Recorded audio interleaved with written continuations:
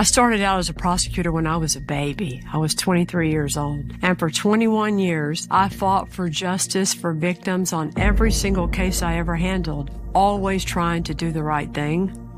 And then for the last case of my career at the DA's office, to be accused of what I was accused of and to have to see a family that didn't deserve to have any of this happen to them have to put up with it too, it was pretty awful.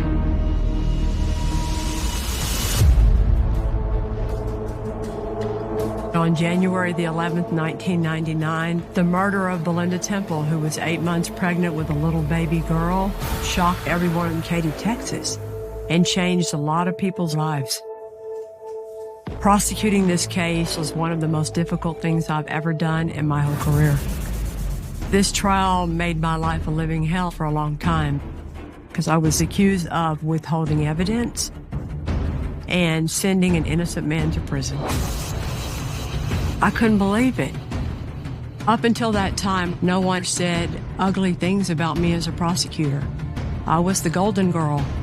But on this case, I was not only fighting for justice for Belinda and her baby, I also had to fight for my own career and my own reputation.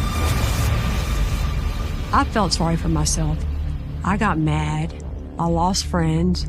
But I tried to always tell myself just to shut up and grow up and suck it up, because the real concern here is what all this did to Belinda's family.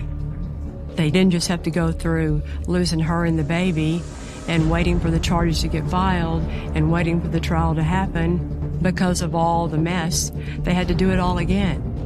And it was just really, really sad. So I think it's time for people to hear the truth of exactly what happened to Belinda's family and to me, to finally get that justice for Belinda and her baby.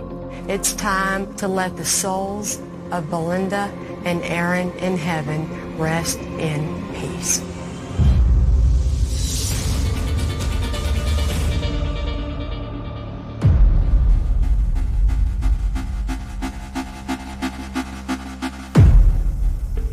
Harris County 911 Police Fire Ambulance. Yes, somebody's broken into my house and my wife has been shot.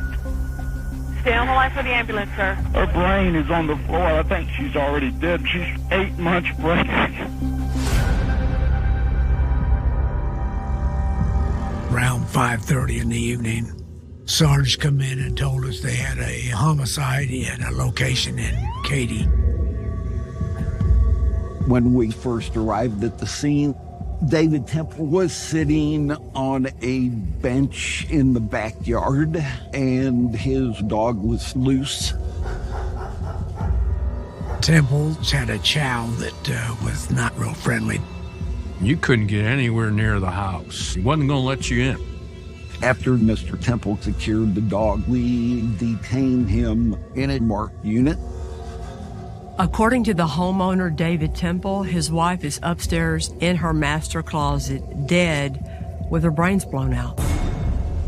Constable's office already had secured the scene, and a couple of us did enter the residence. It looks like there was forced entry to the back door. First, we went up the stairs to the master bedroom.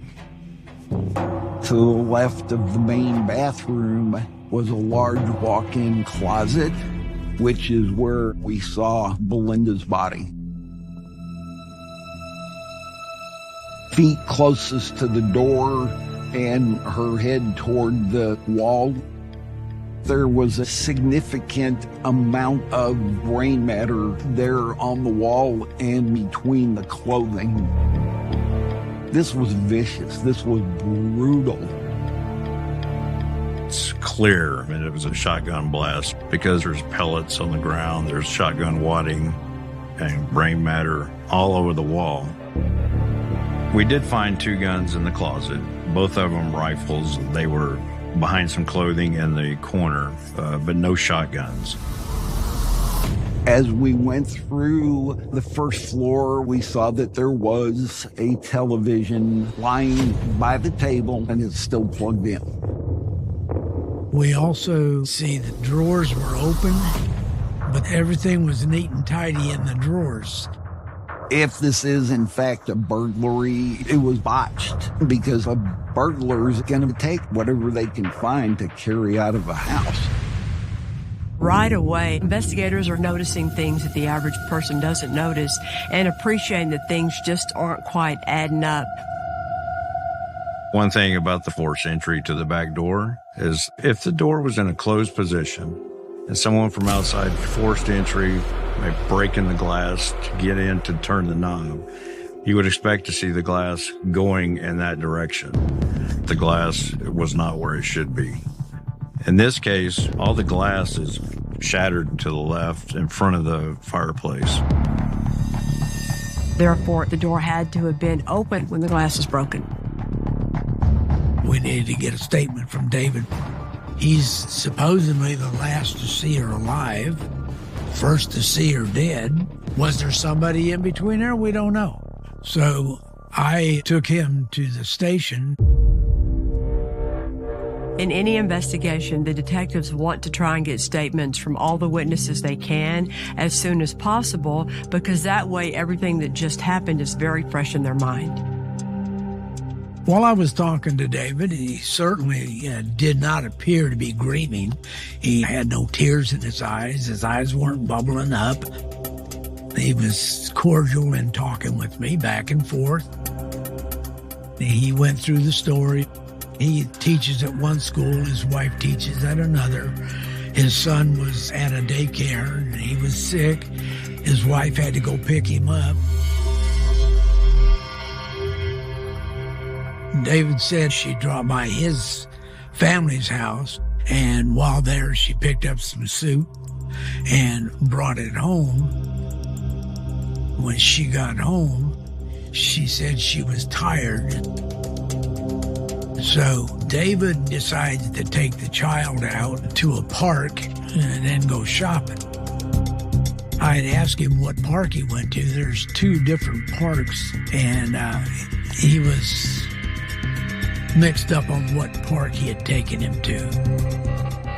And then he said after they played at the park for just a short time, he went to Brookshire Brothers to go shopping. And then he went to Home Depot. After he left Home Depot, he went home. And as he's coming out of the garage, he notices the window is shattered on the back door. So he immediately picks Evan up, his son, and takes him across the street to his neighbor's house and tells him there's something going on at the house. Watch the child. 911, go ahead, ma'am. Yes, somebody has broken into my neighbor's house, and he wanted me to call you. Where's your neighbor at right now? Him and my husband went back to the house.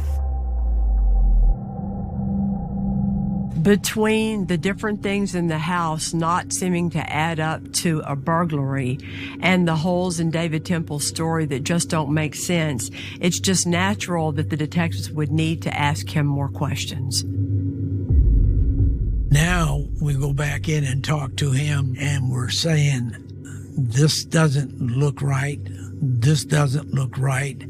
This is where he starts getting agitated. And I said, the only thing to really clarify this would be if you'd agree to take a polygraph, and that's where he stopped.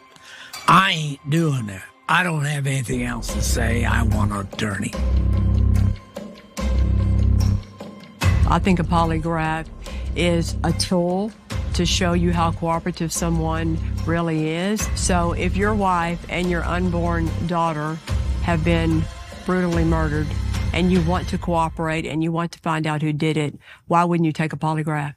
Why wouldn't you hurry up and take a polygraph so they can check that box and move on to find the real killer? And of course, I called the DA, and the DA said, yeah, we just don't have enough. Just because he doesn't want to take a polygraph's not a probable cause to arrest him. So we have to let him go. When David Temple walked out of the station that night, the detectives didn't know if an innocent man was walking out or a cold-blooded killer. She did not kick off her shoes. She didn't go up to bed and take off her glasses. She was killed before either of those two things happened. David Temple's family brings up a name of a brand new suspect. What's he doing up north that he's not telling us about? Was he up there to possibly dispose of a shotgun? What are they trying to hide? And maybe there is way more to this relationship than he's ever told anybody, which, kind of gives you a motive.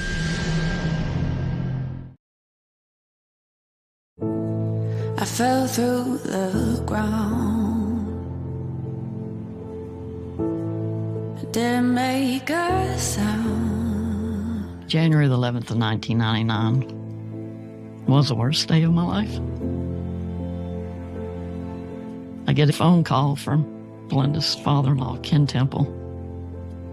Kenny said, Belinda's been murdered. To get the news over the phone that your twin sister's been murdered, that was the worst news I could have ever gotten. Her world revolved around her son, Evan, and she was so excited about having a little girl, Erin. Such a senseless tragedy. I never thought something like this would happen to Belinda.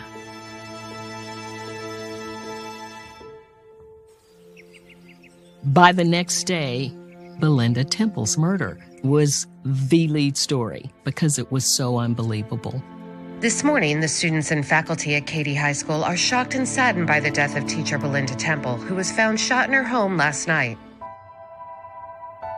There was a lot of news coverage with the students talking about how much they loved her. Even if they weren't in her class, they would go by, "Hey, Miss Lucas, how are you?" She would go into the gym and shoot basketball with them. She impacted everybody that she met. This case got a lot of press because Belinda was everybody's sweetheart. And David Temple had been the biggest star of the football team at Katy High School. Everybody in town knew who he was.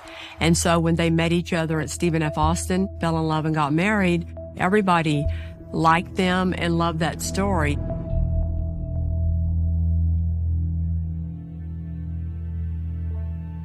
Belinda and I were born in Martins Ferry, Ohio, on December 30th of 1968, and we moved to Nacogdoches, Texas in 1976. When we were born, I was 2 pounds heavier and 2 inches longer than Belinda, but it didn't take her long to catch up, and she ended up being like 3 inches taller than me. So Belinda called me Shrimpy. We did everything together. We shared a bedroom. We shared birthdays.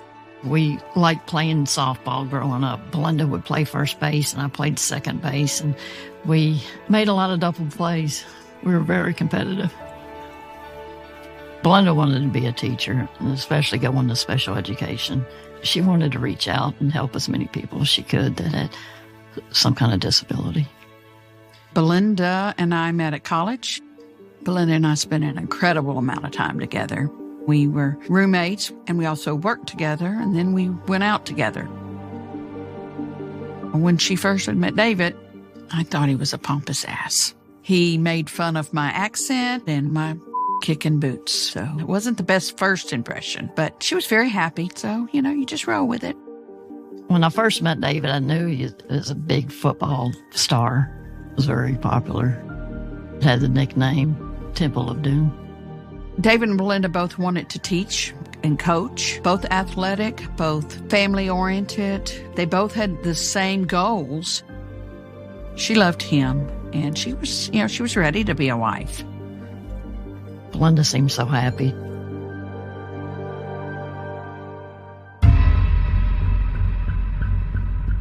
The day after the murder, we witnessed the autopsy. The evidence is collected that is still with the body, like pellets from the shotgun. According to the medical examiner, it was a close contact wound with a 12-gauge shotgun to the back of Belinda's head. And yes, of course, seeing the baby removed from the womb.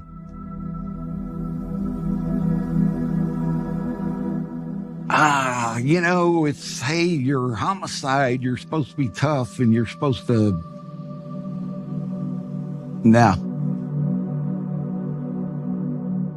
if you got kids and this doesn't burn into your memory, something's wrong with you. Sorry.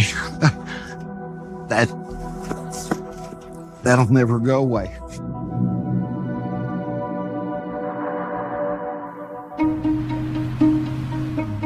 When we first get on an investigation, we divide up the duties. I went to Katy High School and started talking to Belinda's coworkers. I learned that they loved her, they loved working with her, she had the perfect family, she had the perfect marriage. As the detectives from the Sheriff's Department started to look deeper into Belinda Temple's life, her friends, her job, her marriage, what they thought the story was started to change. Tammy Harlan had been friends with Belinda, and she was one of the first people that I talked to tell me about the troubles between David and Belinda Temple. Tammy didn't like the way that David talked to Belinda. He said she was fat, and he did not talk well about her family. He called them a bunch of rednecks. He thought that his family was better than her family. Belinda did say, he's kind of distant, and we've had some troubles. She said that they just stopped speaking to each other at home. And it was a couple of months that they did this. It was just weird to me. How do you not talk to someone you share a house with? Belinda would confide to Tammy that she thought David might be cheating on her. Charges she saw on the credit card, times that he wasn't home. A friend of the Temples said that David may have been seeing another girl. Her name was Heather. She was a co-worker of David's, and there was a rumor that they had been talking in more than a friendly way. Investigators need to track down Heather Scott to get a statement from her. If it turns out to be true that Heather Scott and David Temple are having an affair, that's going to cause more questions that need to be asked of David Temple. But at this point, David stopped cooperating with the Sheriff's Department. The next step is to look into his alibi by looking at that CCTV footage from Brookshire Brothers and at the Home Depot where he claimed he went that day. What doesn't make sense to the investigators is that David Temple chose a store 6 miles from his house when there's a grocery store much closer than that. Then they discover an important discrepancy. If he left Brookshire Brothers at 4:38 p.m. and got to the Home Depot at 5:14 p.m., that's a window of 36 minutes. But those two places are only about 10 minutes apart. So what was he doing for the rest of that time?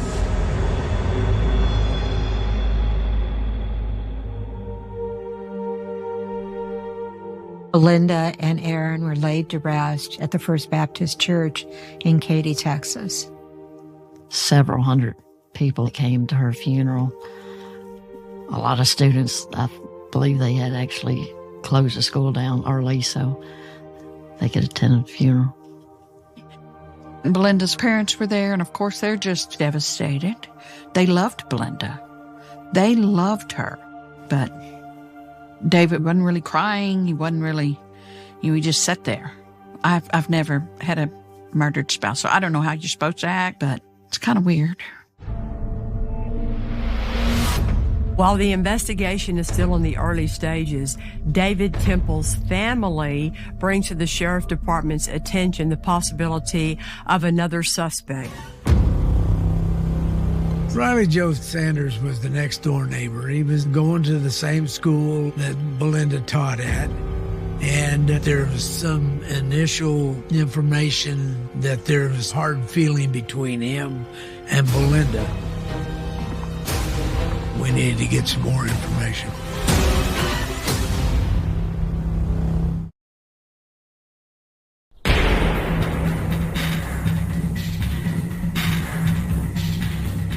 Although David Temple's alibi still needs to be looked into a little further, another person of interest in the murder of Belinda Temple is identified. The Temple family brought up the possibility of the neighbor boy, Riley Joe Sanders. Riley Joe went to Katy High School and knew Belinda Temple well. She had actually helped him with some of his classes. A couple months prior to the murder of Belinda Temple, Riley Joe's parents were gone. He had a party, and there was some broken glass in the Temple's yard. Belinda told his parents, "Your son had this party," and they grounded him. And so David Temple's family said, "You need to look at Riley Joe. He's got an axe to grind with Belinda." I went to Katy High School, and I found out that the day that Belinda was murdered, Riley Joe was gone for part of the day. We needed to talk to him and anyone he was with and find out what was going on. Apparently, Riley Joe had skipped his last class, and when confronted with that information, he said he was just at the house smoking dope with his friends. We talked to him at length about his relation with Belinda, and he said she was a good teacher. He liked her. We asked if he would take a polygraph, and he was really cooperative with us. He was underage, so we had to get his parents' permission to have him take a polygraph, and they were willing to do so. On all the high points of the questions, he did all right on them. He didn't fail the major question, did you shoot Belinda? But he just never could seem to pass every question.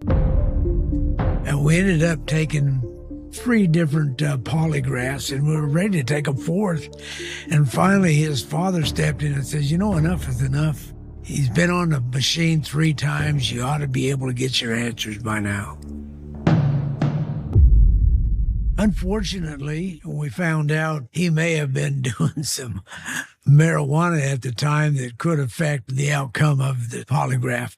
He was a 16-year-old kid who was nervous, and no one told him not to smoke some dope before he took the polygraph.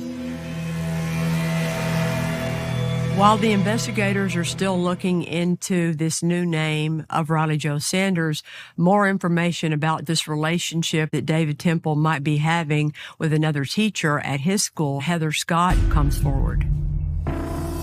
During our investigation, we had learned that David and Heather were communicating a lot through email on the school's computer. So it was decided we'd go check with the DA and see if we could get a subpoena for their emails. The investigators were able to access the school emails between David Temple and Heather Scott. David Temple writes, "When you look as good as you do, the women are pissed and the men are all chasing." So they got some flirting going on. After reading some of the emails, they had been having an affair for a while. This wasn't a one-night stand.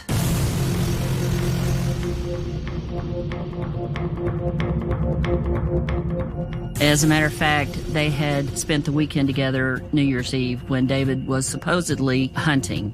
We also saw that Miss Scott had sent out an email to David telling him he should delete his emails to her. What are they trying to hide?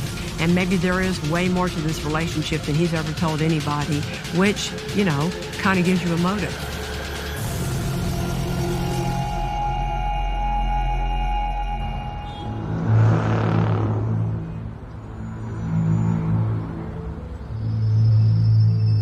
Heather Scott came to the office. My part was to get a little more detail about their relationship. Heather didn't want to admit that she was sleeping with David. Everyone knew that his wife was pregnant, and she didn't want people knowing that he was actually coming to her house on a regular basis. Heather said at one point they had tried to break it off, but after a day or two, they were back together and it was just like it was. I mentioned that if he's a suspect, you would be considered the motive. And I'll never forget, she just stopped at one point and said, "You think that he killed his wife for me?" It took something for me to continue the interview and not be ugly to her, because that was very insulting. I couldn't believe that he would actually cheat on my sister. After that, there's no doubt in my mind he killed Belinda and Aaron. Suspicion about David Temple having killed his wife Belinda is growing, and then the investigators get another new piece of information.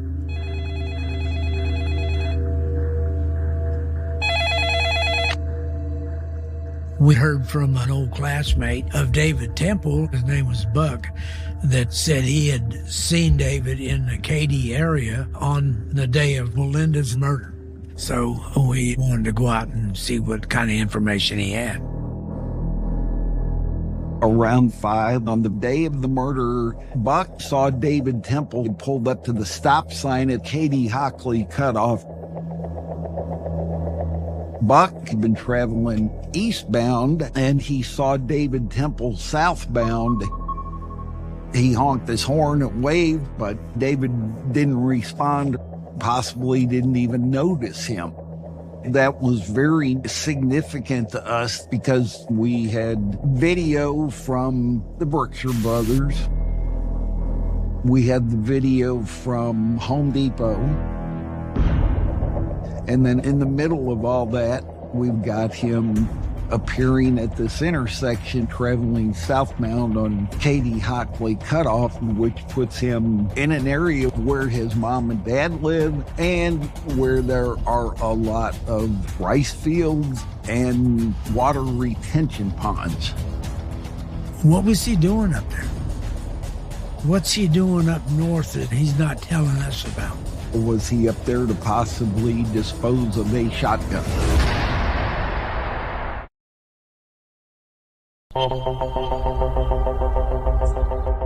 On the day of the murder, Buck saw David Temple pulled up to the stop sign at Katy-Hockley Cutoff. What's he doing up north that he's not telling us about? Was he up there to possibly dispose of a shotgun? After searching for a weapon for 3 or 4 days, I called a DA and told him that we just didn't have the smoking gun, and they concluded again that they wouldn't be able to file any charges until we come up with something that would link David Temple to the homicide. The detectives thought they had enough evidence, but the prosecutors at that time were still thinking that maybe more information would come up. They were still looking for the murder weapon. They were still hoping that something new might break wide open. And then the Belinda Temple murder case goes cold. The stress that it put on the whole family, it was really, really tough for me to sit there and know that David Temple murdered my sister, my unborn niece, and still out walking the streets.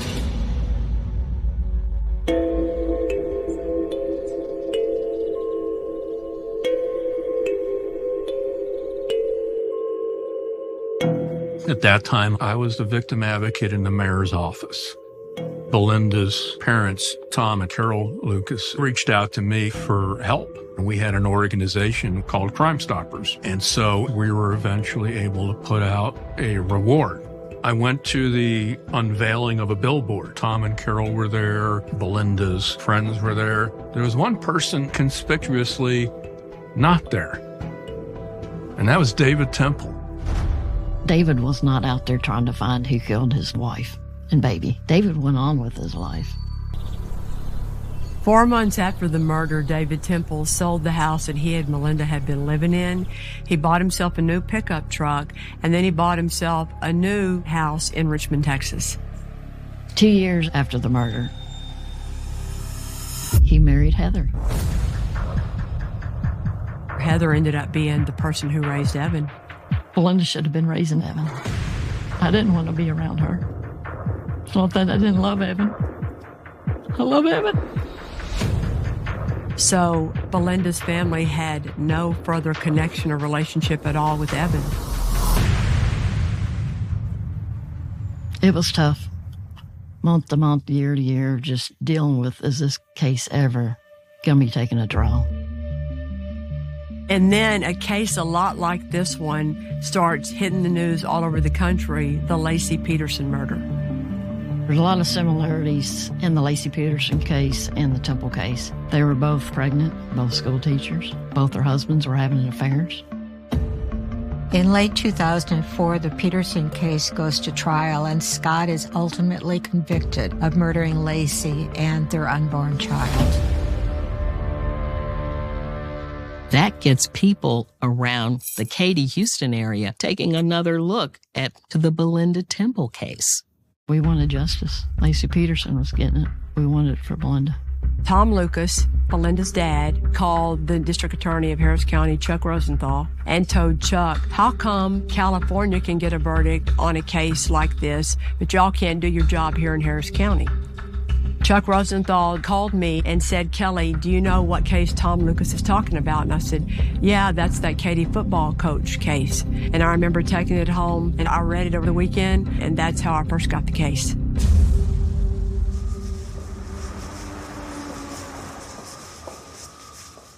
Rhonda, how you doing? Kelly was a top prosecutor in the office. She had a great conviction rate for murder cases. Today, I would like to see the David Temple evidence. Oh, wow. It's a lot. Kelly Siegler already had a notch in her belt for getting a conviction in the Susan Wright case, a pretty high-profile, dramatic case. So here's his door. And then, you know how important this door was to that case? Kelly's marching orders were to take a look at this case with a fresh set of eyes and see if she thought that there was enough there to move forward with an indictment. So here's his boxes. Oh, wow. These three right here? Yeah. All right. Thank you, Rhonda. Uh-huh.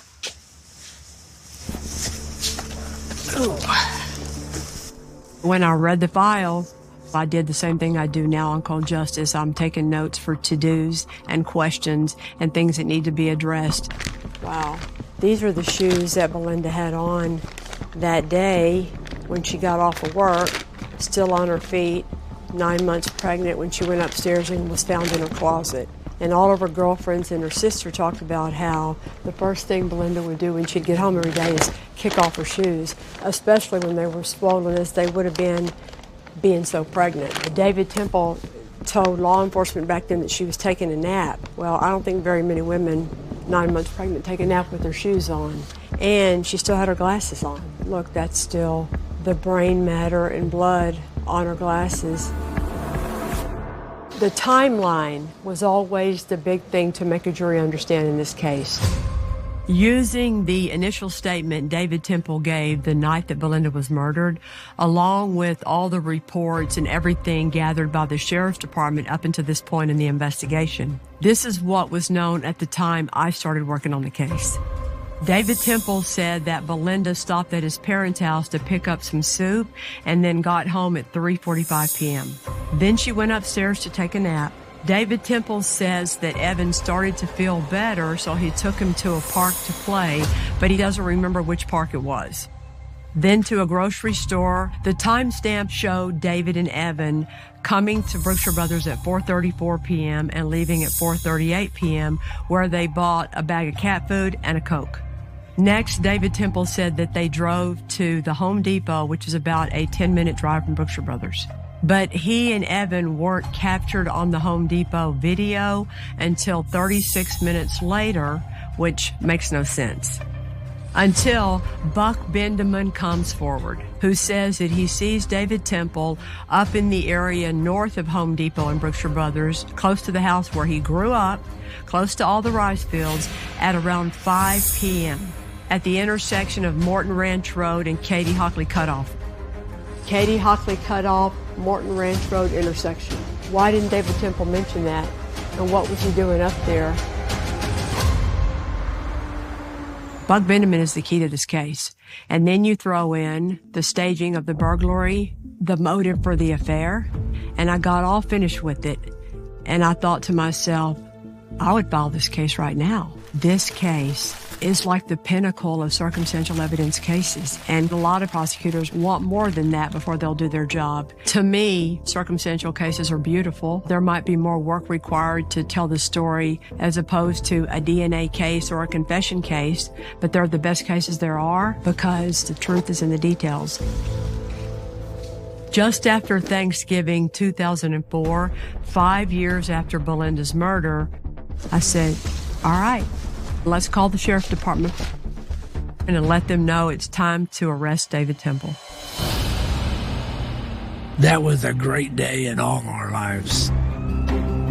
Mr. Temple was pulled over on his way to work. I would have loved to seen his reaction when they put him in that patrol car. And as we're driving downtown, all I said was, you know what this is about, right? And he said, no, what? I said, Belinda. He's like, you got to be kidding me. This crap's been going on for almost 6 years now. He was taken into custody, and he quickly bonded out. Temple family, who's of means, realizes once Kelly Siegler gets involved, we got to make sure that we're going after the best defense, and that's Dick DeGuerin. I'm an innocent man, and I have all the faith in the legal system. Doesn't get any better than hiring one of the most famous attorneys, not just in Houston, not just in Texas, but nationally. He's a fantastic attorney. He's one of the best. And him and Kelly going at it is a sight to see. When I tried the Dror Goldberg case, gone up against Dick DeGuerin, the trial lasted 4 weeks. And I lost 10 pounds, but I learned more in that trial watching him at work than I ever learned in my life. And the funny thing that nobody knows is right after the Dror Goldberg trial, he told me, you know, Kelly, you ought to run for DA. You did a good job. But by the time we went to trial on David Temple, I had tried and won a couple of other cases against Dick DeGuerin and his firm, so he didn't really like me as much anymore.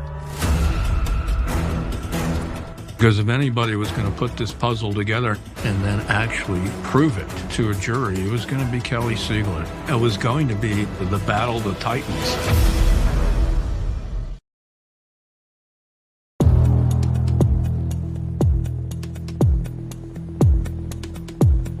Going to the trial, you had a line to get in.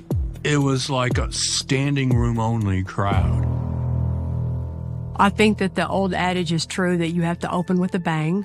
Belinda Temple was discovered lying on the floor on her tummy with her face down, dead of a shotgun wound to the back of her head. And the other life that perished that day was a perfectly healthy 6-pound little baby girl with its heart beating inside her mommy's womb. Usually we go chronologically with life events. In this case, chronologically would be starting with when they got married and the downfall of their marriage and he meets Heather, and then the murder. But I didn't. I decided to start with the crime scene. The call goes out, law enforcement shows up, and what do they see? And start with that to explain what they saw, what they didn't see, what doesn't make sense, and then go back in time to build the rest of the story. The other thing that opening statements have to do, I believe, is address the weakness of your case. The truth is in the details. She explains that she has no smoking gun. She has no forensic evidence, but she has a lot of little bits and pieces to the puzzle, and everything points at one person, David Temple. 5 months before Belinda was killed, well, David Temple met a new woman. On January the 8th of 1999, a Friday, the defendant says to Heather Scott, "You know I'm falling in love with you." 3 days later, Belinda Temple was executed in the back of the head in the home where she lived with this man. You never know when you give an opening statement if the defense is going to give one at all, but Dick gives an opening statement right behind me. It's true that David had an affair, but David would never leave Belinda. I'm going, what? Then he says that the glass in the back door broke because it slammed against this hutch that the Temples had behind the back door. And as he goes into the house, He throws the door open. So the defense tries to, I guess, give an explanation for why the glass wasn't where investigators thought it should be, with somebody punching in the glass. After Dick tries to explain the glass from the back door being in the wrong place for a burglary, he then points his finger at the person that he believes is the one who broke into the house and killed Belinda. The evidence will show that they ignored other leads. And that suspect is Riley Joe Sanders. Opening statements end, and the prosecutors start calling their witnesses. I questioned Dean Holtke a lot about all the evidence at the scene, all the unusual things that he saw, but we spent an extra amount of time with him talking about the way the glass was spewed from the door once it was broken. The glass was all facing in an angle consistent with the door being open. Because if the glass had been shot with the door shut, it would have gone straight ahead. On cross-examination, Dick tried really hard to pick apart Dean's theory of why that glass ended up where it did. He was trying to say David came in like a linebacker and threw the door open.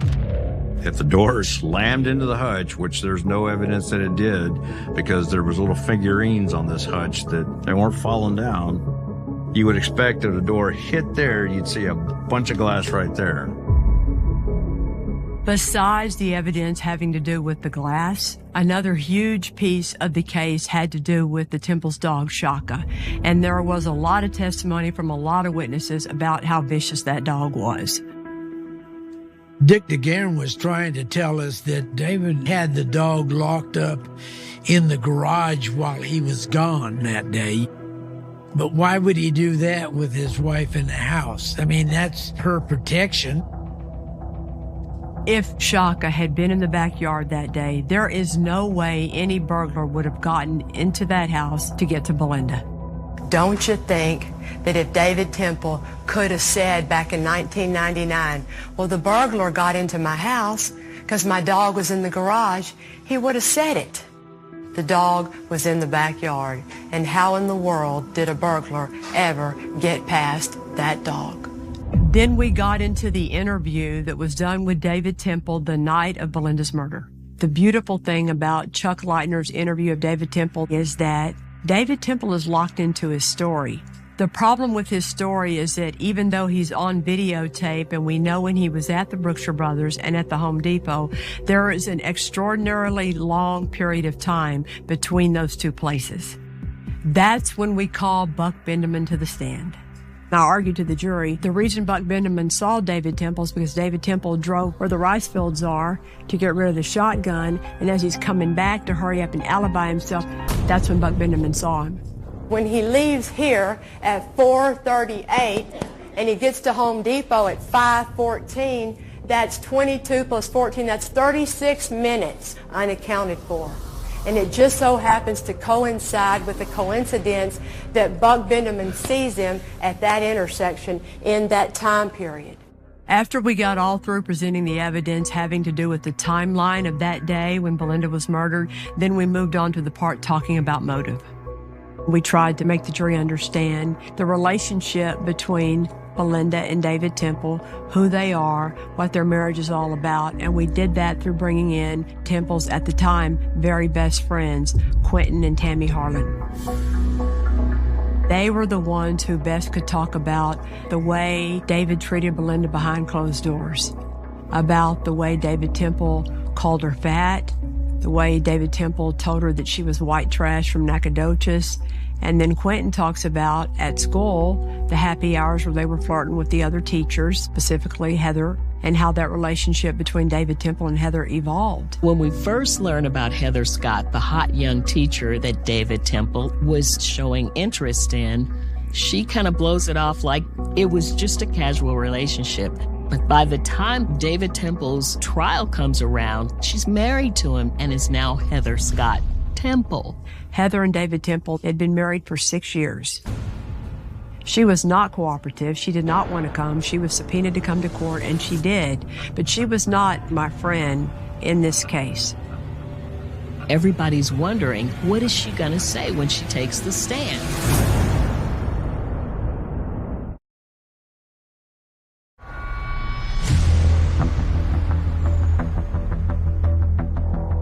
You have a marital privilege if conversations you have are said while you're married. David Temple was not married to Heather at the time the murder happened. She takes the stand, and I have to pull the words out of her to get her to answer the question. The answers came eventually. I think the significance of her is the motive. She admits that they were flirting heavy. She admits that he tells her he loves her on Friday, 3 days before the murder. She talks about Valentine's Day after the murder. They're doing the roses and chocolates thing. They get caught being seen out at dinner with each other. She even acknowledged that he wasn't crying and sad. And then I called a witness that I never knew I was going to have. An opening statement. Dick brought up that David Temple only ever owned a 20-gauge shotgun, and that made the news.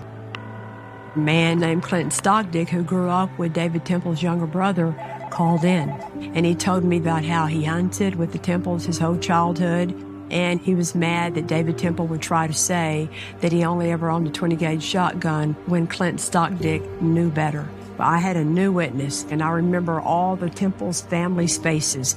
They were mad. I rested my case, and then Dick began presenting his case. Dick DeGuerin tries to refocus the jury. And so he talked about the hutch. Well, what he didn't know is that Tom Lucas had the hutch at his house. So we let Dick do his thing, and then Dean drove up to Nacogdoches and got the hutch and brought it back. And then we put it in the courtroom to blow up their theory. You can imagine the surprise in the courtroom, particularly from the defense. I'm sure they never expected to see the hutch again. And Dean's able to show how the dings on the door don't match the dings on the hutch, and the hutch has nothing to do with why that glass is broken. Then Dick DeGuerin makes a bold move. He puts David Temple on the stand. You don't normally see defendants charged with murder taking the stand, especially someone who's charged with murdering his pregnant wife. Maybe the thought was David Temple's Mr. Clean Cut. And if he does a really good job testifying for himself, it might cause jurors to have doubt.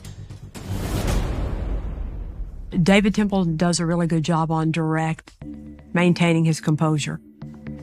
You don't see any flashes of temper. He speaks wonderfully of Belinda and of Evan and of Heather.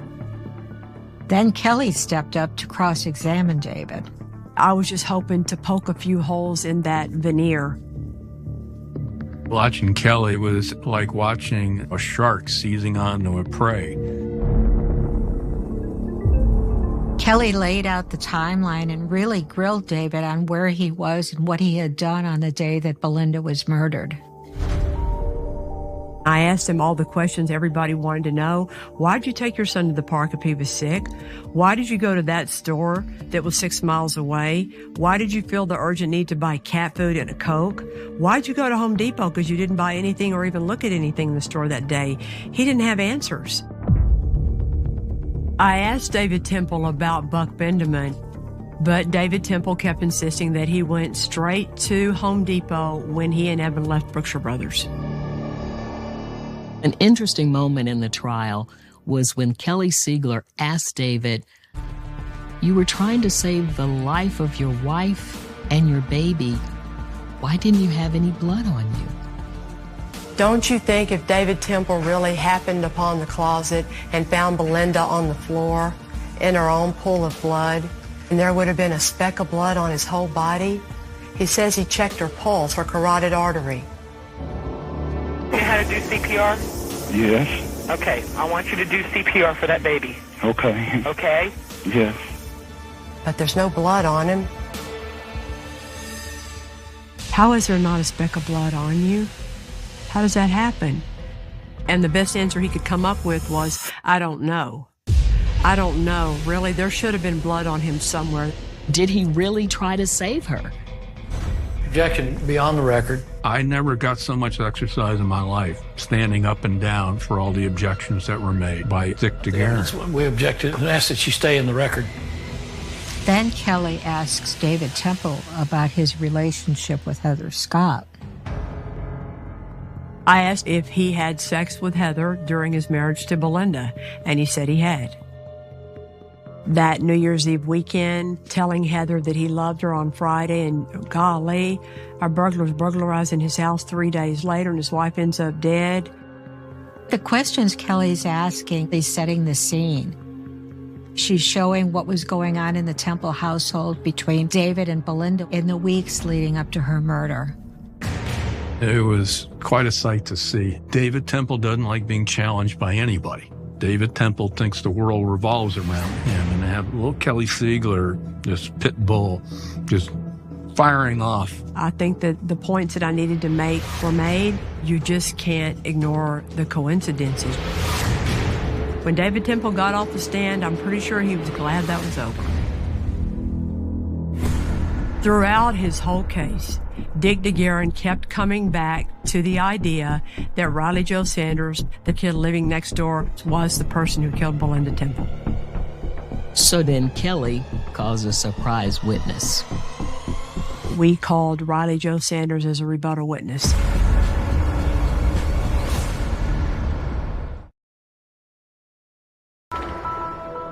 We knew Dick DeGuerin was going to blame it on Riley Joe Sanders. He always blamed it on Riley Joe Sanders. So when Dick presented his case and his defense was that Riley Joe Sanders was the murderer, at that point, because he's put on evidence, we have the right to call rebuttal witnesses. That is when we called Riley Joe Sanders to the stand. I asked Riley Joe, what did you think of Miss Temple? And it was clear to everyone in that courtroom how much he liked Belinda as a neighbor, as a lady, as a friend, and as his teacher.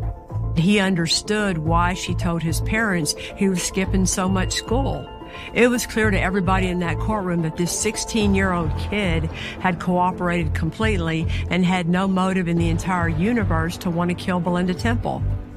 Riley Joe Sanders talks about how it felt when he heard Miss Temple was killed, how it felt to be blamed for it, what he went through. It was wonderful. The 16-year-old neighbor kid they want to blame it on obviously didn't do this, blew up in Dick DeGuerin's face, and it was a beautiful thing to watch. After Riley Joe Sanders testified on rebuttal, of course, Dick was able to cross-examine him. But yet he never asked him the million-dollar question, did you kill Belinda Temple?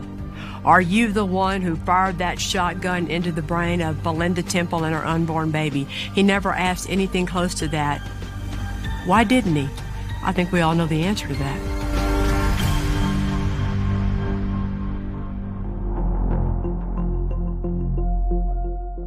The first thing that I told y'all a month ago was the truth is in the details. The truth is in the details. And what that means is the lies that this man told and the things that he chose not to say, the actions that this man took and the actions that he chose not to take are the little pieces that are the truth. That family has decided they have the right to grant absolution to this defendant. And they want you to do the same thing. The problem with that is it overlooks the truth and it denies justice to Belinda and Aaron. That was the longest final argument I ever gave. It was over an hour long, but this case, to me, had so much detailed circumstantial evidence, and I needed to remind the jury of all those details one more time so that they could try to remember all of them when they went back to deliberate. Buck Bendeman is circumstantial evidence because he's got no reason to lie. And the circumstance just happens to fit during the time period that David Temple forgot to tell the police about in between Alibi 1 and Alibi 2. And what Buck Bendeman said 9 years ago, remember, was he didn't know David Temple or what he drove after high school. Medium blue, short wheelbase, single cab, Chevrolet, 91 or 92 truck. Got it exactly right. There was nothing Dick DeGuerin could do about it because that is a circumstance that's unchangeable because it's the truth. And Mr. DeGuerin tells you that the explanation for all this circumstantial evidence is that Riley Joe Sanders is the killer. Riley Joe Sanders wants to kill Belinda Temple because she told his parents he was missing a lot of school for his own good, or because there were some broken beer bottles out on the street one day. Mr. DeGuerin wants that to be a reasonable doubt. Please, you know with all your heart David Temple is guilty of murder. And today, almost 9 years later, it's time to let the souls of Belinda and Aaron in heaven rest in peace.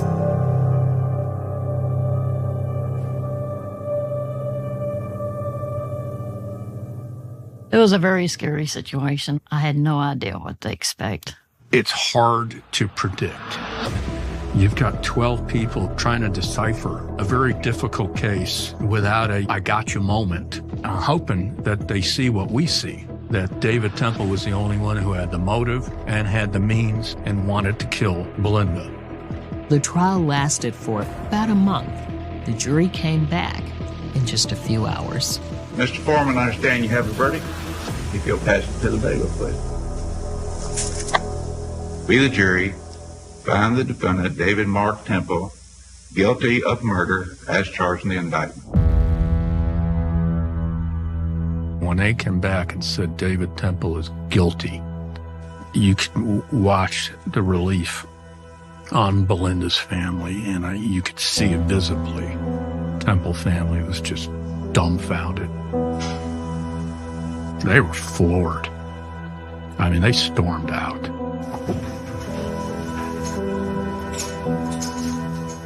The jury went back to deliberate on punishment, and they came back and gave him a life sentence and a $10,000 fine, which is the very most he could get.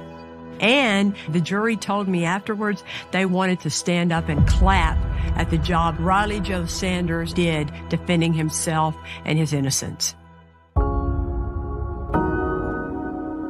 We got the guilty verdict. I mean, it was such relief. I don't know if there's any words to describe how happy we were to finally get justice for Belinda and our niece, Aaron. When the David Temple trial ended, I went back to doing my job in special crimes. And it was in January 2008 that I filed to run for DA. Getting justice means working with law enforcement and knowing how to be a prosecutor. It's what I've always done. Dick kept saying to the media, Kelly Siegler has finally convicted an innocent man. She'll do anything to win. But before that, the media loved me. And I saw how they turned and what they would write.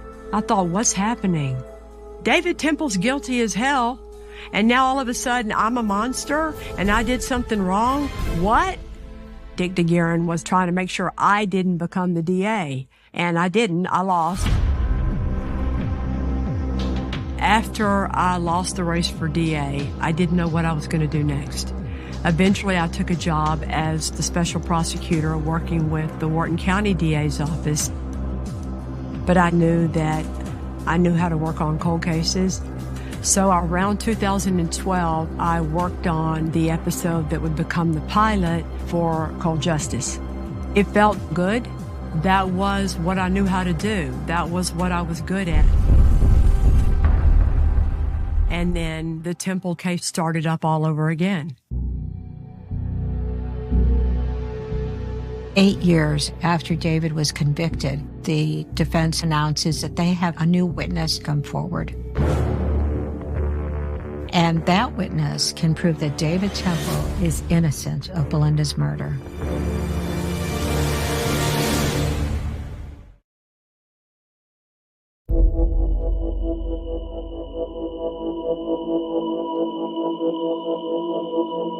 After a case goes through the normal process of appeals, it should be over.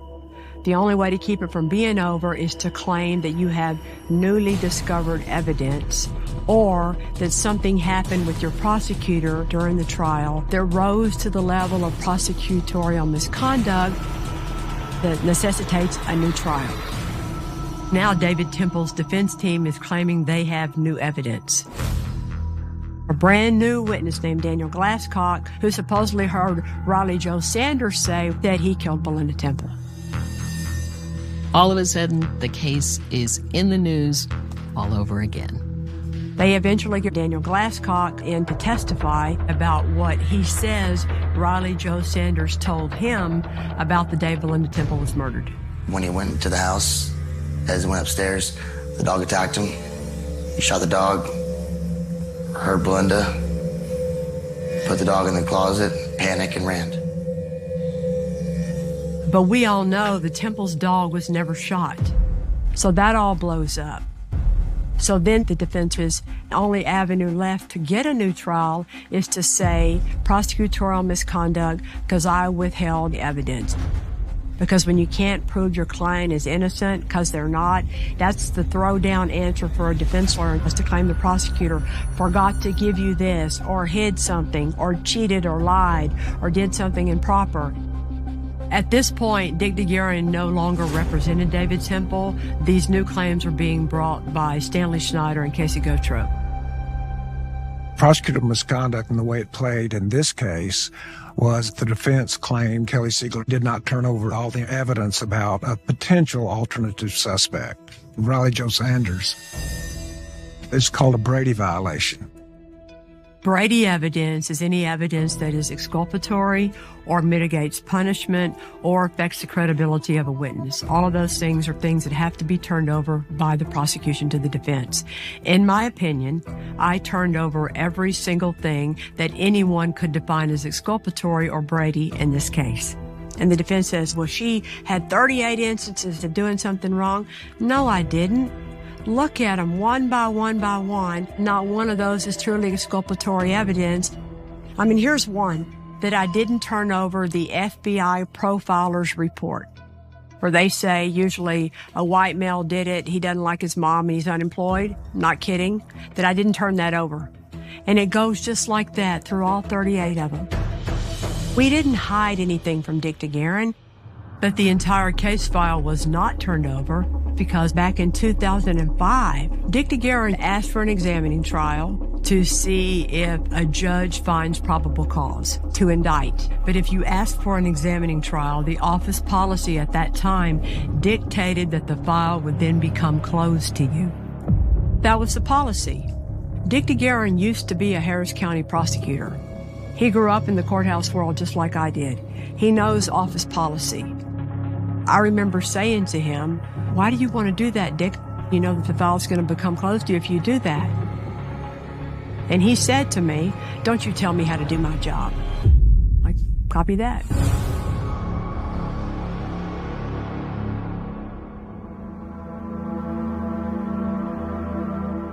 On my left is the complete investigative report. This was never seen. You know, what can you do? You just have to kind of suck it up and take it. And I was also trying to be strong for Belinda's family, because they would call me going, Kelly, what are we going to do? And now there's another hearing called about whether or not David Temple should get another trial. I was called to testify to explain all of my actions while I handled this case and to answer all the accusations that I hadn't given them certain pieces of evidence. Many people told me, you need to have a lawyer. And I thought, why? I didn't do anything wrong. I'm not going to walk in that courtroom like a defendant with a lawyer. But you know what? I was treated like a defendant, exactly like a defendant. I testified for 5 full days. And on December 2016, the Texas Court of Appeals grants David Temple a new trial. The ruling came down that there was going to be another trial based on prosecutorial misconduct. I just couldn't believe it. I was mad. On the Court of Criminal Appeals, 4 judges voted that David Temple gets a new trial. 1 judge concurred with that. 3 judges said no, and 1 abstained because he used to be a prosecutor in our office. So that's how close that ruling was to make the proclamation and the finding he gets a new trial.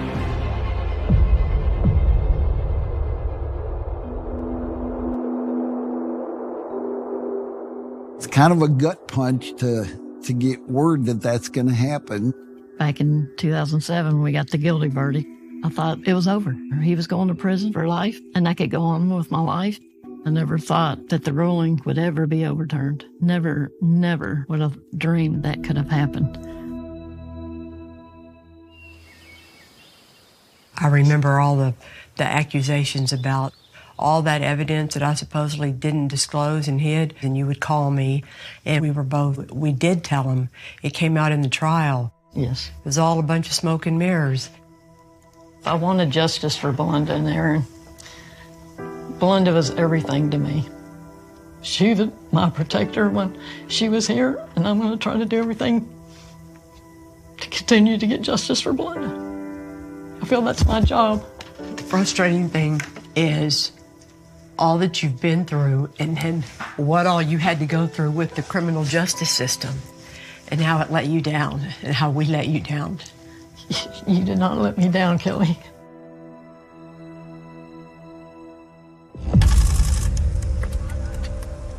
David Temple is now released on bond. He's out of prison. He's a free man again and awaiting a new trial. I was scared for my life. I was the only one in the Lucas family that testified. I feel like I had a huge role in getting him convicted. My brothers had me go out and buy 2 guns. I mean, he killed Belinda and his daughter. Why wouldn't he do it to somebody else? The defense is saying that they had all this new evidence, and everybody's wondering, what is it? If there was new evidence in the file on the case that proved that David Temple was innocent, I wanted to know what it was. Maybe I had judged this case wrong. We're waiting for justice to be served once and for all, and for the people that put me there and lied and cheated to be held accountable. David. Yeah.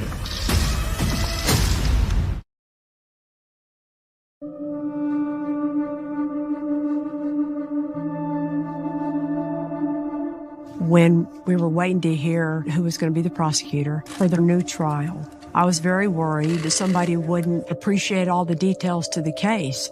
And David Temple may be walking free and have gotten away with 2 murders. So when I heard that the case had been assigned to Lisa Tanner and Bill Turner, I started crying because I was so relieved. Bill Turner's a guy that a lot of us have learned from. Lisa Tanner was more of my companion. We grew up together as prosecutors. She is phenomenal in the courtroom.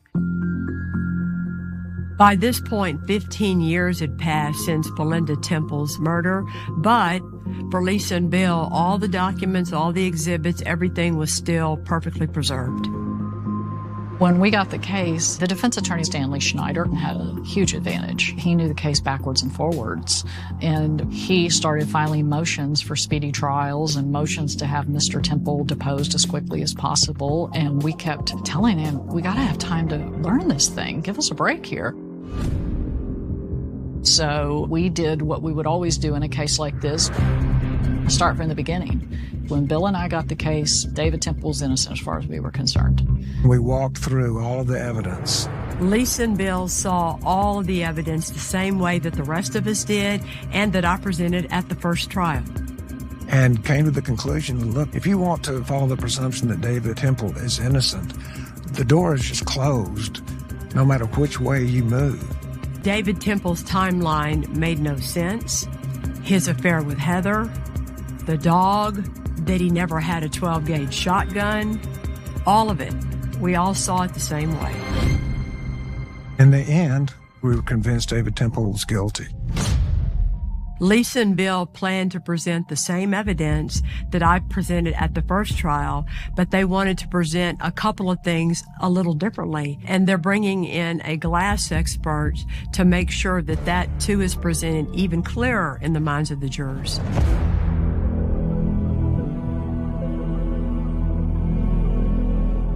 In the new trial, the first thing we did was looked at the home invasion part of it.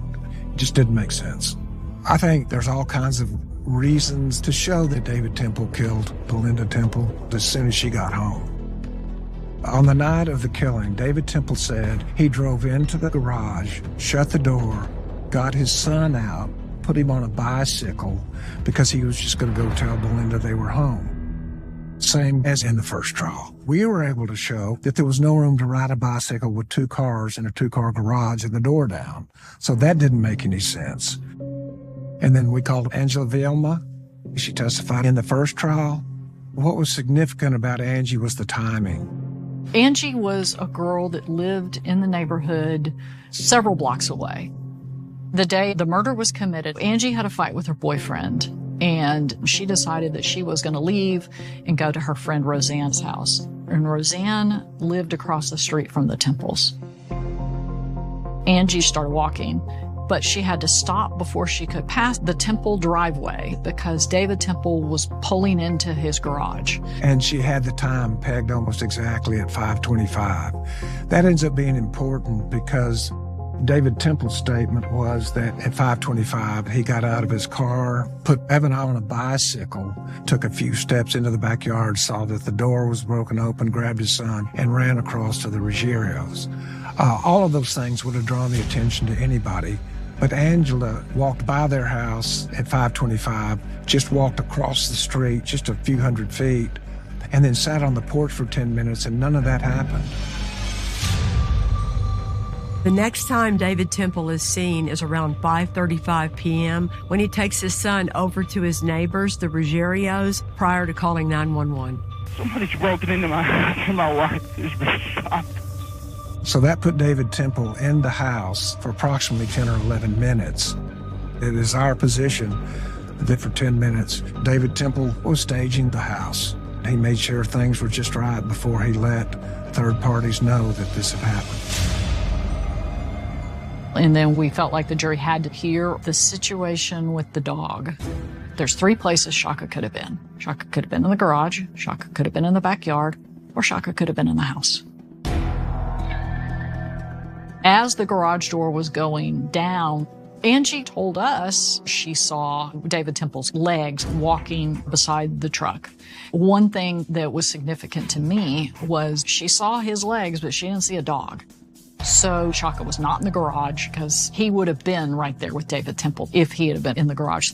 Also, in the crime scene pictures, you see a bowl full of wet dog food. And I have big dogs. I know how big dogs are. We told the jury, there's no big dog that's going to leave wet food in his bowl. That doesn't make sense.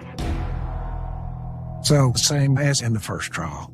And if the dog was in the backyard, no stranger's going to get by that dog to get to Belinda. Another huge crossroads was when we enlisted the help of Dr. Ravi, the glass expert. Ravi Shandar's amazing. I mean, he's the guy that does stress of all objects. So he's the guy that keeps our airplanes in the air. But one of his specialties was measuring what happens to glass when it breaks.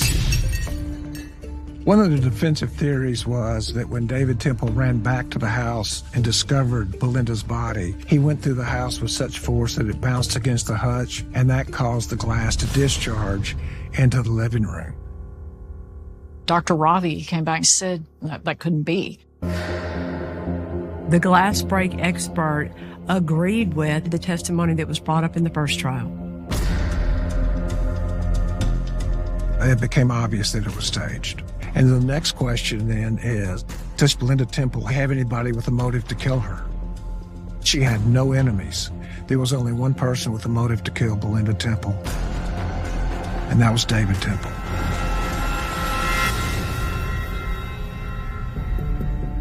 Just like in the first trial, Lisa and Bill knew that they were going to have to call Heather Scott Temple to the stand. During the first few days of the trial, we find out that Heather filed for divorce from David. Wow. What timing.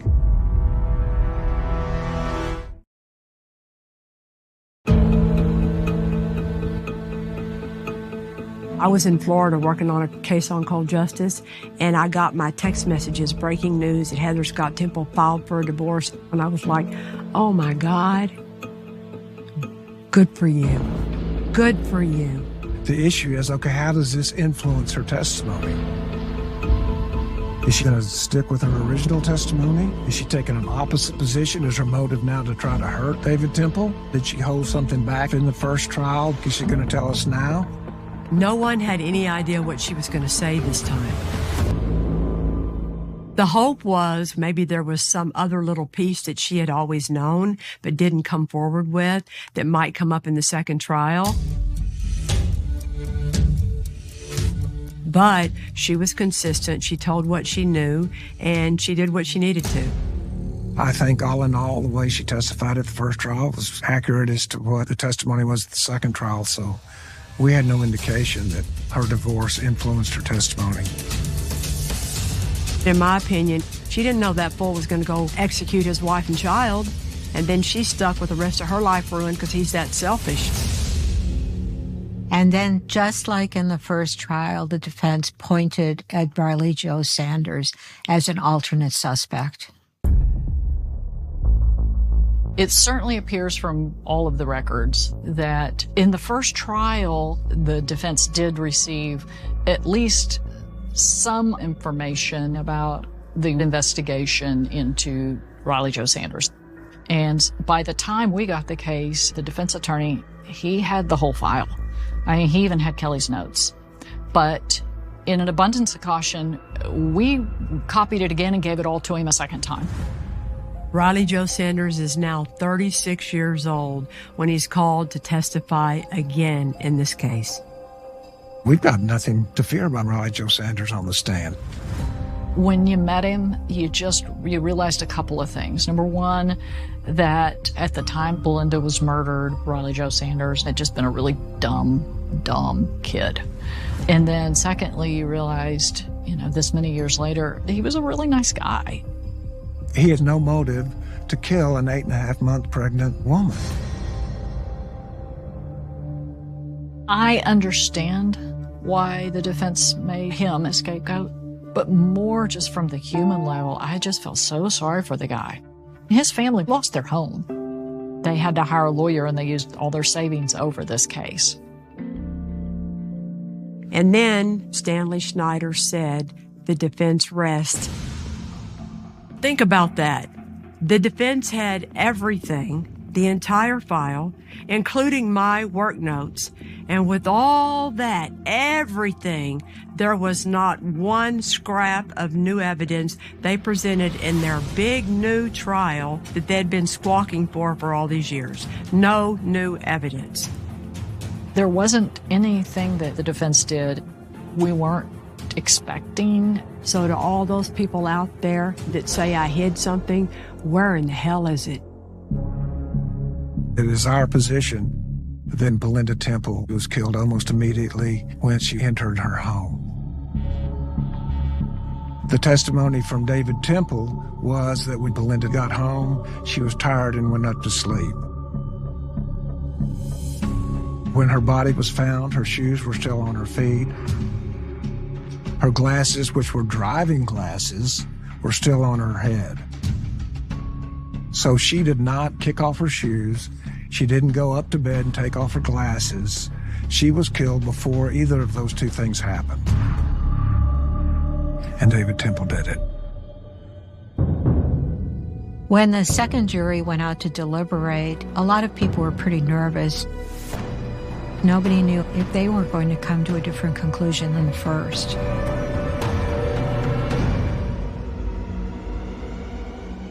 I was working a case in Fort Myers, Florida, and I got a text message. He's guilty again. And I went to my room at the hotel and started crying. It was the exact same case and trial and evidence, and he was just as guilty as he was in 2007. I wanted to scream, I told you. It was relief, and it was anger. The immediate things that came to my mind are justice for Belinda Temple, justice for the Lucas family, justice for Riley Jo Sanders, justice for Kelly Sigler.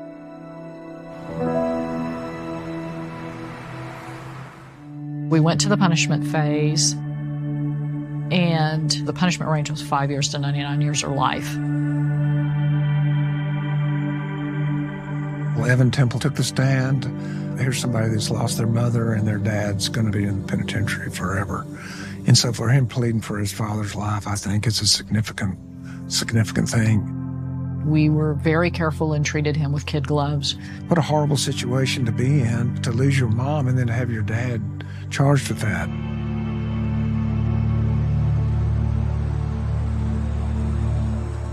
Finally, the jury sends a note that they're deadlocked.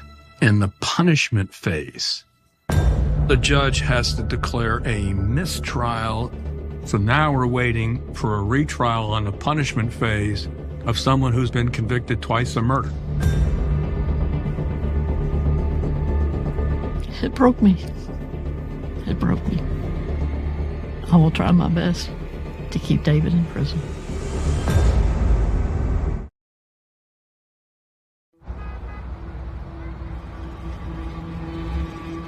What happens in March of 2020? COVID. Everything's shut down. And we wait. And we wait. And finally, in April of 2023, the punishment phase resumes. I went down to the courthouse, and it brought back a lot of emotions, mostly feeling bad that they were all having to do it again. And I was very hopeful that it was finally going to be over with. The jury came back with a verdict in 2 hours. We, the jury, assess his punishment at confinement in the Institutional Division of the Texas Department of Criminal Justice for life.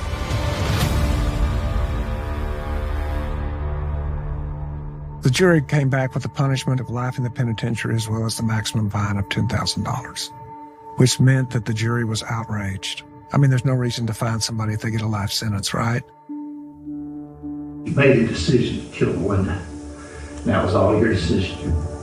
I want you to think about that the rest of your life when you sit in prison or rot in hell. 3 trials, 3 juries, and finally, David Temple is back where he belongs. So much relief, so much being able to just say, thank God, finally, it's over. You want to see all your cases cleared, but some of them are going to touch you in a different way. I have never in my career ever seen a case like this. I hope to hell I never see a case like this again. Disappointed by David Temple's sentence, the defense team plans to appeal on several grounds. It's not over till it's over. I already booked my appointment with the parole board dude, and we're all going to be there, and you ain't getting out.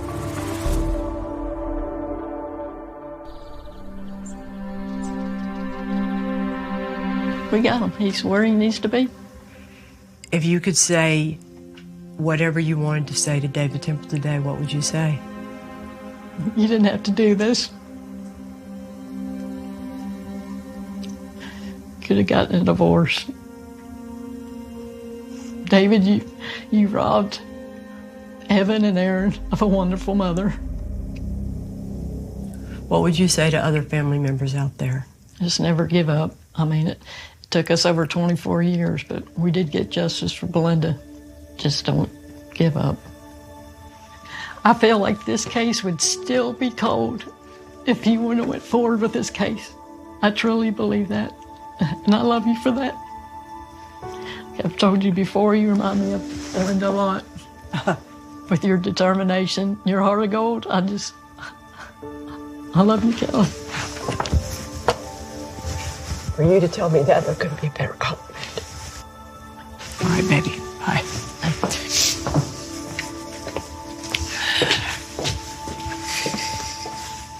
I give Belinda's family an awful lot of credit. They never backed down. They sought justice, and they were there every single day for 3 trials, 24 years. 36 jurors have found him guilty. Think about that. David Temple committed this murder because he's that selfish.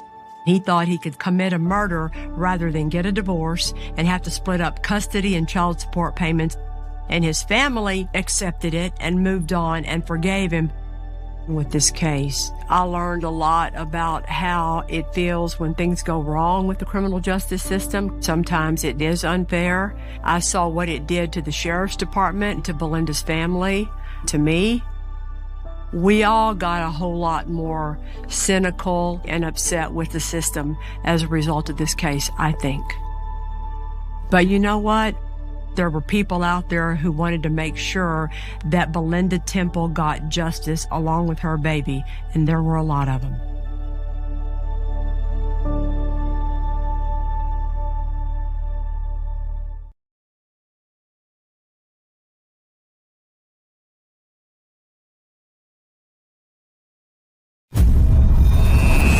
A sickening and senseless murder leaves a permanent stain in a small town. A lot of unsavory people come and go. We call it Devil's Highway. A depraved story of secrets and manipulation. I've never had a case where the end game was merely for the amusement of the killer. A torrid online romance fueled by lost lies and secrets ends in vicious murder. It was a fairy tale. It was, oh, I love you. It was all sexual. There was nothing ever bad. And then, all of a sudden... This is an example of where that went so terribly wrong. I failed. How does a violent killer simply vanish? We did not find any murder weapon. There was no evidence at all. My God, how did this happen? No, I didn't. No, because you guys are, that is bull. This is a story that is infused with lies and deception. Discover where the truth lies hiding. This just shows that if you want to lead a double life, these kind of things come back to haunt you later on. Be it something simple as a divorce or, in this case, a murder. I don't know how you can live with yourself. I mean, what a snake! A secret to die for.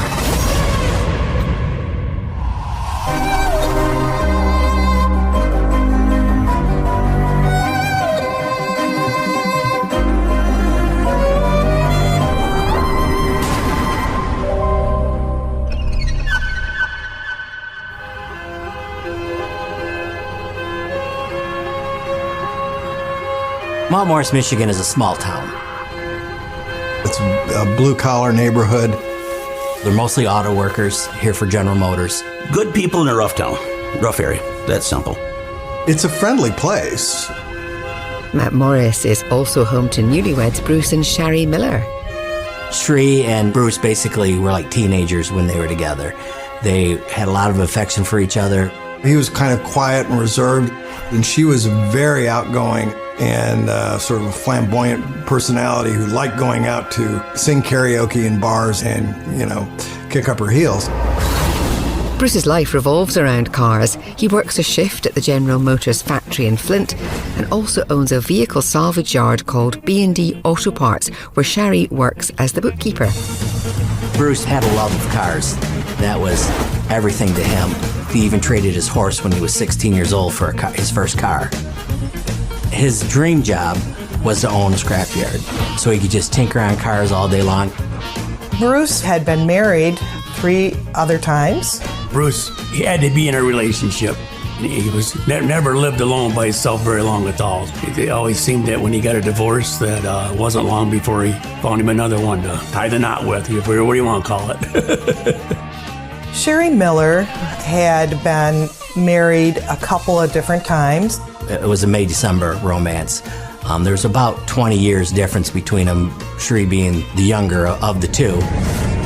48-year-old Bruce has a comfortable life and provides Shari and her 3 young children with the stability she's looking for.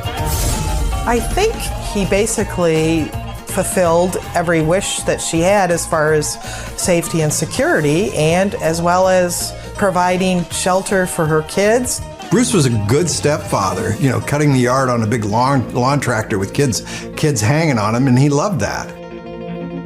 From everyone on the outside looking in, it was a good relationship that was going to stand the test of time. The newlyweds settle into a busy routine. Bruce works a shift at GM, then spends his evenings at his salvage yard. And in addition to bookkeeping for her husband, Shari has a side hustle selling makeup. She also sold Mary Kay Cosmetics, which was a little moneymaker for her. My sister was into Mary Kay, that's who got Sheree into it, and Sheree did really well in it. But life is far from perfect. Due to their busy schedules, Bruce and Shari are rarely home together. Every day for him was a 16-hour day. He'd either be working at the shop for 16 hours or 8 hours at the shop, and another 8 hours at his scrapyard. But for him, he was getting to do his hobby and get paid for it. In addition to the long hours, Bruce also has some difficult clientele to deal with. People that frequent a junkyard, some of them can be a little sketchy. You do have some undesirables, and you do have a lot of run-ins with them. You know, they have run-ins with the law. It's like the outcasts. It's the Rudolph's Misfit Islands. That's where we are and the kind of people we deal with. And it's not only the customers Bruce has to watch out for. John Hutchinson is one of his former employees who's now selling used cars. He and Bruce still do business together. John was a rough guy. What John did is he would buy one car wrecked, and he would take parts off another car, put it together, and sell it. That's what he did. John was that kind of guy that would do odd jobs for people all over just to, make $50 for that day. His worst problem was saying what come to his mind without filtering it. And he did it. And in our business, you should have to watch yourself on that one. John also has a complicated history with Shari. Before Sherry Miller married Bruce Miller, she had a sexual relationship with John Hutchinson. They were an item for a little while, not long, when John was temporarily estranged from his wife. Greg Hetzer owns a scrap metal operation in Mount Morris and has business dealings with John. Since I've known John, I've known him always struggling, life always a mess. One afternoon, John approaches his former boss, Bruce, for a loan of $2,000. He knew John Hutchinson was down on his luck, and he knew John Hutchinson would eventually pay him. Normally when you loan money, he's going to expect a little more money back than he loaned. And he knew with John, it wasn't a one-time deal, I'll tell you that right now. But Bruce has other problems brewing beyond the scrapyard. His wife, Shari, tells him she's getting bored and restless at home. I think Sherry was not done living her wild life yet. I think she liked to party. I think she needed more stimulation than working at a junkyard. And being married to an older man who was busy working a lot of the time and providing for her. Bruce offers up a potential solution. A new computer for Shari to surf the web at night while he's working. The computer that Bruce bought for Sherry provided contact with the outside world. And at her fingertips was entertainment and reaching out to other people. When Cherie gets online for the first time, she instantly recognizes it as a huge playground. She started to get on chat groups, started talking to people that she had stuff in common with, Mary Kay people. She also views the internet through the perspective that 90% of everything out there is pornography and smut. And she is sexually adventurous, so that's something that's very attractive for her. Eventually, she starts meeting guys on it, and to her it's anonymous. She was using different screen names and would get on there and have sexual conversations. Shari soon becomes hooked. Her evenings are spent in X-rated chat rooms where she's immersed in sexual fantasies with anonymous men. Sherry, at this point, is communicating with a lot of different people. She's been known to say that one man cannot satisfy her. And she would actually build them up to meeting in person. Get ready for me, here I come. For Shari, her online world is a place where she can pretend to be whoever she wants. And I think that particularly suited Sherry Miller. She liked to play act. Cherie was living this double life, and she didn't want Bruce to find out about it.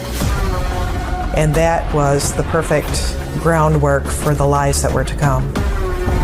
If you want to lead a double life and go down a road that manipulates people, these kind of things come back to haunt you later on, be it something simple as a divorce or, in this case, a murder.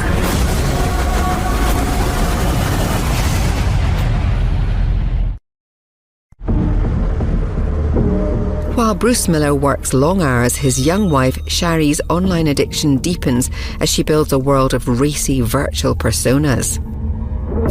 She had numerous screen names that she would use.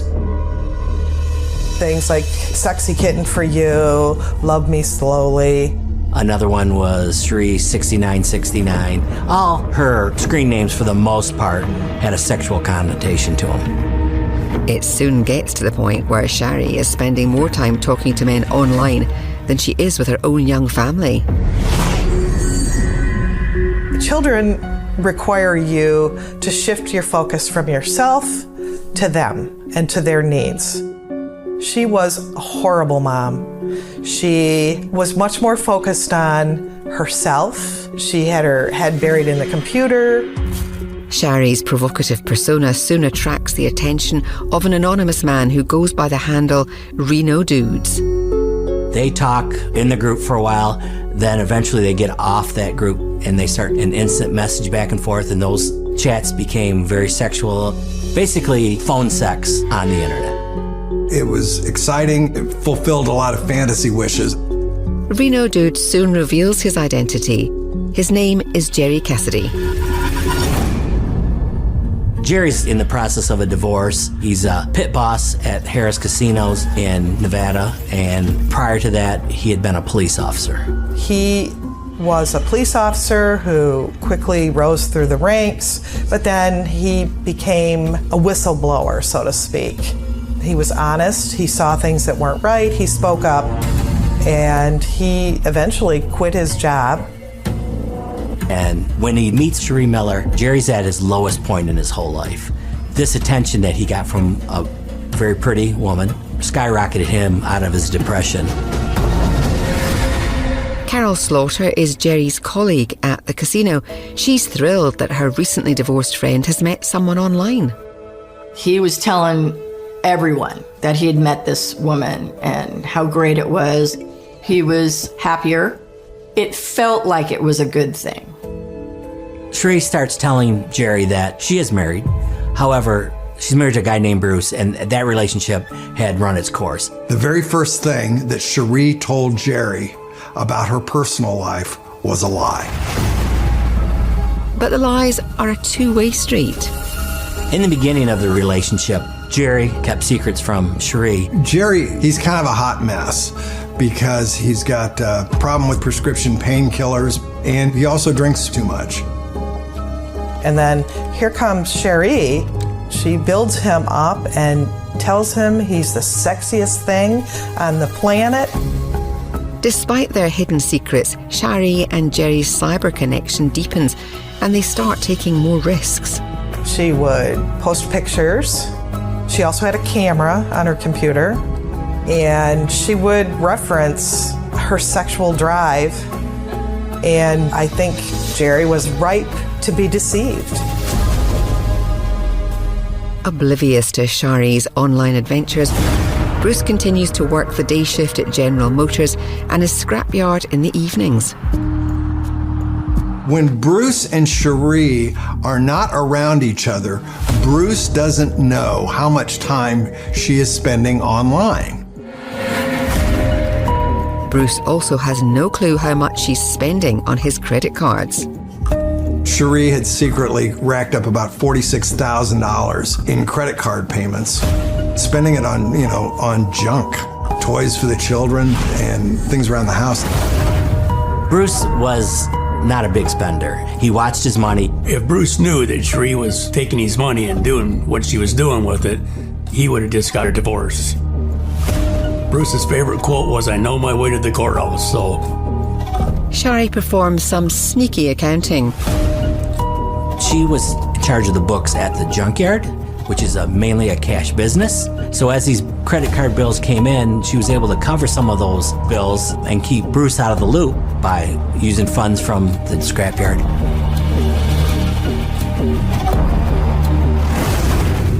As the summer rolls on, Bruce decides he needs a little break from his busy life. He suggests Shari also book herself a vacation. He's off to a NASCAR race. And she chose Reno. It's exciting. It's a place where you can be who you want to be. Shari wants to be with Jerry Cassidy. Cherie builds lie upon secret upon lie. Little does Bruce know that his wife is planning a secret rendezvous, the catalyst that will lead to a shocking murder.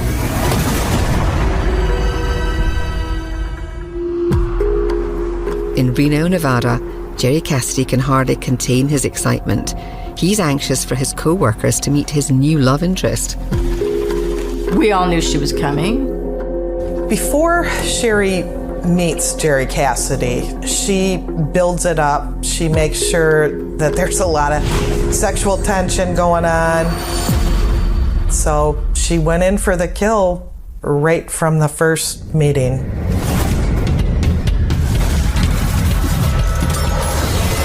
He was just bouncing off the walls. He was so excited. It was like this new shiny toy, and they were always arm in arm, and the PDA was off the charts. And, you know, he was smitten. It was instant attraction, and they made love very quickly after meeting for the first time. Cherie just was a buffet of sexual acts that she would do with Jerry. Cherie's petite. She had short blonde hair. Her makeup was perfect. She had a pretty dress on, and she had lots of jewelry. And she was portraying herself as somebody who had money. I could see where Jerry was attracted to her. She begins a unending string of lies that begin with telling him that she is rich. Neither Jerry nor his friends have any reason to suspect that Shari is lying. I know that my BS meter is not that strong. She basically appeals to the fact that Jerry may have a need for financial security. So she paints a picture that is definitely not the truth. As the weekend winds down, Shari's deceptions don't stop. She reiterates to Jerry that she and Bruce are in a loveless marriage, and she makes plans to fly out to see him again soon. Over the next few months, Shari and Jerry's online affair reaches new heights. They're sending 30, 40, 50 emails back to each other a day. They're talking on the phone 9 or 10 times a day. It's all sexually charged. It's all in your face.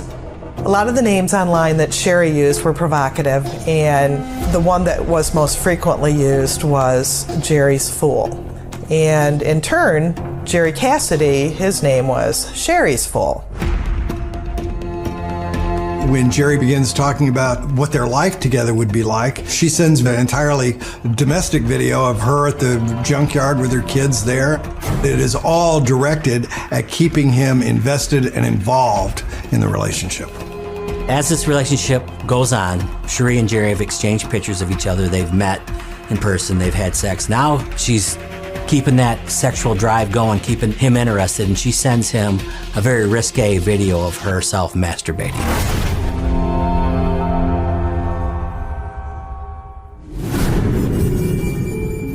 Meanwhile, her husband Bruce is none the wiser, and it's not long before Shari tells him that she needs to head out to Reno again and again. Cherie justified the trips to Reno, telling Bruce that these were Mary Kay sales conferences and that she needed to go there for her business. Bruce understands business. Bruce is just going about life. He's being a father to Cherie's kids from a previous marriage. And when she would go, the kids would come and spend basically the week with us. Little does Bruce's family know that his marriage is in serious jeopardy. Jerry and Cherie, their relationship was going really well. They were burning up the phone lines, and they started looking at houses. I even set them up with a realtor, and they were deciding how many bedrooms they needed because she had kids, and then he had his son, and then they wanted to have more children. Their affair will soon reach a point of no return. One day, Jerry logs onto his computer to find a message from Shari. She has big news. She's pregnant with his baby. Jerry goes through the roof. He's so excited to be a father again. He always wanted to have more kids. In the coming days, Shari follows up with a copy of an ultrasound of her pregnancy. But what Jerry doesn't see is the truth staring right back at him. If Jerry Cassidy would have had his detective eyes on instead of his love eyes on, he would have noticed that in the corner of the picture that she sent him was the actual date of the ultrasounds, and that was 5 years before they ever met. And it was all a lie. She had had her tubes tied 5 years previous. So there was never a pregnancy. Jerry appears to be blinded by his love for Shari. He was going through a midlife crisis. He was going through an identity crisis. His whole life was changing. And along comes this woman who throws him a lifeline, and he believed her. Shari begins to promise things which she has no intention of ever fulfilling, and that includes a life together. The truth is, Shari is stringing Jerry along as she continues to pursue other men online. I really think it was all thrill-seeking behavior and control and manipulation of another person made her feel powerful, and she was a success at it. Shari Miller is now lying to two men in her life. She's hiding her affair with Jerry from Bruce, her dutiful husband, who's providing a good life for Shari's young children. There was talk that Bruce was interested in adopting the children. He just was a hardworking, blue-collar guy and wanted to be a father and take care of her kids, a super solid guy. He doesn't start to get any kind of inkling about what's going on until these trips to Reno, Nevada for these Mary Kay conferences start to seem to be too frequent. He kind of questions it, but he trusts his wife, he thinks they're in love, and he just lets it go. But secrets, lies, and horrific accusations are about to turn Bruce, Shari, and Jerry's world into a dangerous and deadly place. She told Jerry that she lost the baby because Bruce raped her, and she lost the child from the force. I'm married to someone who beats me. I am a victim. I am a victim. I am a victim. Instantaneous communication demands a quick response, an emotional response, and in this case, a violent response.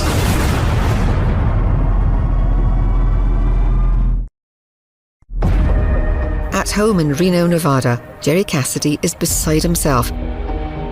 Shari says she has proof that Bruce beat and raped her, causing the miscarriage of Jerry's baby. She sends some images to him of showing the bruising all over her body and chest. It looks like she's been beat to death. This begins to enrage Jerry, and it calls upon something that's deep in Jerry's character. He's a police officer. He's programmed to want to help. He's programmed to want to solve problems. He's the white knight. He's going to be the one to save Shari from this terrible marriage that she's in. Shari has twisted the truth beyond all reason. She tricked Jerry into believing the bruises on her body from her so-called violent husband are authentic, but they're not. The real story behind the bruises is that Shari had makeup from her Mary Kay sales job, and she did it herself. Believing the bruises are real, Jerry is raging and says he wants to deal with Bruce face to face. Fearing her truth would be exposed, Shari's deceptions and manipulations get even worse. She's trying to say that Bruce is a mafia guy, that he sells drugs, that he's had people killed. Bruce Miller is not a mobster. He's not a money launderer. He's not a drug dealer. But Shari convinces Jerry that it's not safe to confront Bruce. Jerry, being the ex-cop, starts giving her good advice. Leave him. Come move with me. Get a restraining order against him. She wouldn't leave. She just kept saying, no, if I do, he'll follow me. I'll never be free of him. I can't do it. It's just too complicated. You don't understand. It was melodramatic, to say the least. Then, mysteriously, Jerry starts receiving nasty emails from an address called BD Junk. And BD Junk is a screen name for Bruce Miller. And these emails were very explicit in what he was doing to Shari, how he was treating her, how Jerry needs to stay out of Shari's life. And the percussive force of those emails is tough to understate. They are bludgeoning in what they say about Cherie. The emails from Bruce Miller take a toll on Jerry. He starts drinking more heavily, acting recklessly, and gets into a fistfight at a neighbouring casino. I think that Jerry was in a worse spiral than most people that I've known. He had already been arrested, I think, twice. And his family just was like, you know what, this is not working out for you. We need to get you back home with the family. Jerry becomes so despondent, he quits his job at the casino in Reno and moves back home to family in Missouri. And I was like, good, you know, and I felt like it was a good move for him, that he was surrounded by family, and that's where he needed to be. But once again, he's fallen for Shari's lies. The truth is, Bruce isn't sending Jerry emails. Shari has created a fake account in her husband's name.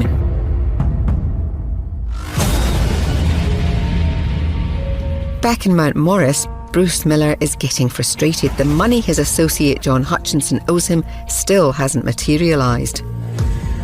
John owed Bruce $2,000. John owed Bruce the money, and I think Bruce might have asked him for it back or something. There was a little bit of an argument between Bruce and John. And there's something more troubling. John is suspected of secretly stealing vehicle identification numbers from cars in Bruce's yard. He was having some questionable business dealings with people in that immediate community of salvage yards and selling used cars. And at that time, he became on the radar of the police department. Bruce would probably be pretty upset about that one. You know, Bruce, he was a straight shooter on many levels. John was trying to figure out ways to pay him back, creatively, maybe getting somebody else to pay him back and he would owe money to that other person. The point is that debt was still outstanding. And on the home front, Shari's wild spending sprees on Bruce's credit cards are becoming obvious. He started noticing that there's a lot of toys around the house, that she's buying all kinds of clothes and making these trips to Reno. There's something going on that he doesn't like. I think he was starting to figure it out. One evening, Shari is home with the kids, and as usual, Bruce is at the scrapyard going over some paperwork in the office. Cherie calls Bruce and kind of wants to know what he wants for dinner. So they decide on that they're going to go to Big Brutus Pizza and get fish. While speaking on the phone, Bruce says, "Oh, a customer just pulled up. Let me take care of him." He tells Cherie, "Call in the order of food and I'll pick it up on my way home." Hours pass and Bruce doesn't come home. Sherry is worried about Bruce, so she calls Chuck, who has a key to get into the junkyard, to go check on him. I said, well, I'll drive up that way and see if I can see where he's at or anything. Then at that point, my wife Judy decided she wanted to go with me. And when I drove back in there, I could see Bruce's car was still there. I'm going to walk back in there and make sure that nothing's wrong. And then the unthinkable. I seen nothing he could have did to deserve that. My God, how did this happen?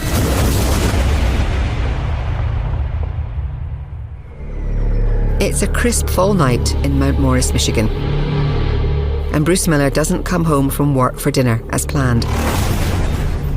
At the junkyard, his brother Chuck and his wife make a harrowing discovery. Never dreamed that I was going to go up there and find my brother dead on the floor. And it looked like he had just fell over backwards out of his chair and hit his head. There was a lot of blood on the floor. I thought that maybe he had a heart attack or something. I told Judy to call 911, so. County 911. Yeah, I need please an ambulance at D&D auto salvage. Okay, what's the problem? My brother-in-law owns it. He's laying on the floor and there's blood. Okay, is he breathing? I don't think so. Okay. Was there any other suspicious vehicles on the lot when you came in that shouldn't have been there? No. Tragically, it turns out to be much worse than a heart attack. He had been shot in the upper chest with a shotgun blast that left pellets in his upper chest and neck area. And that had caused him to tip over in the chair The original responding detectives thought that this was probably the robbery. Like, robberies aren't uncommon in that area, and a lot of unsavory people come and go. The problem with this scene was that it's not a clean place. It's greasy parts, greasy fingerprints, and lots of people coming and going. But there was no surveillance equipment. There was no shell casings left. It was no evidence at all. Police inform Shari in the middle of the night that her husband has been shot dead. She is inconsolable. She was in the bedroom screaming and crying and hugging Bruce's pants. By the next morning, detectives are ready to start questioning those closest to Bruce. And they begin with Shari. We knew at that point she had a rock-solid alibi because she was at home calling in for dinner using her landline. She was actually on the computer. She had friends over. We knew where she was at the time of the murder without question. Police tell Shari they suspect her husband may have been killed during a robbery. It was a cash business. His money was missing out of his front pocket. They knew that night as they processed the scene.